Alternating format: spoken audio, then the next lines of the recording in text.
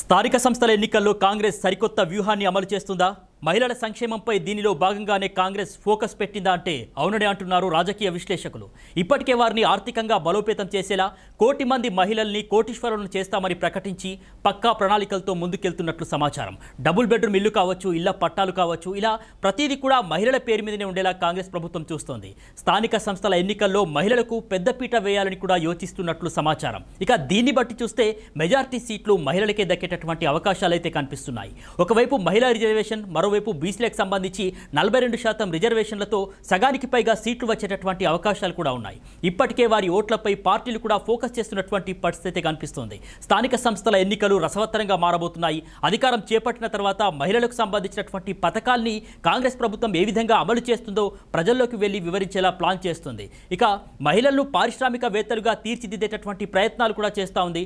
Solar విద్యుత్ ప్లాంట్లు, petrol బంకులు కావచ్చు, అలాగే సెర్పు ద్వారా 21,466 కోట్లు వడ్డీ లేనటువంటి రుణాలు కావచ్చు, శ్రీనిధితో 2,022 కోట్ల లోన్లు కావచ్చు, ఆర్టీసీలో 150 అద్దె బస్సులు, ఇందిరాశక్తి భవనాలు, మహిళా శక్తి క్యాంటీన్లు, అదేవిధంగా మహిళలకు సంబంధించినటువంటి ఉచిత బస్సు ప్రయాణం, మహిళా శక్తి బజార్లు, బీమా సౌకర్యం, ఇట్లా రాష్ట్రంలో అత్యధికంగా మహిళా ఓటర్లు ఉండడంతో త్వరలో జరిగేటటువంటి స్థానిక సంస్థల ఎన్నికల్లో మెజార్టీ స్థానాలు దక్కేటటువంటి అవకాశాలు అయితే మహిళలకు కనిపిస్తున్నాయి.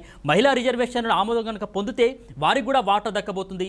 ఇప్పటికే రాష్ట్రంలో చూసినట్లయితే కనుక 42% రిజర్వేషన్ల కోసం ఫైట్ అయితే కొనసాగుతుంది. ఇక ఇది కూడా అమలైతే కనుక మహిళలకు అత్యధికంగా సీట్లు దక్కేటటువంటి అవకాశాలు అయితే ఉన్నాయి. మరి ఏ పార్టీకి మహిళలు అండగా నిలబడతారనేది మాత్రం ఆసక్తికరంగా మారింది.